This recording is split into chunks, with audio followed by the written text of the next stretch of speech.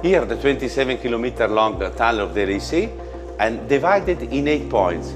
Of the 8 points, we will upgrade mainly, but not only, the 2 points where is Atlas, point 1, and CMS, point 5. We will have heavy civil engineer work, you see it in red, with the new construction,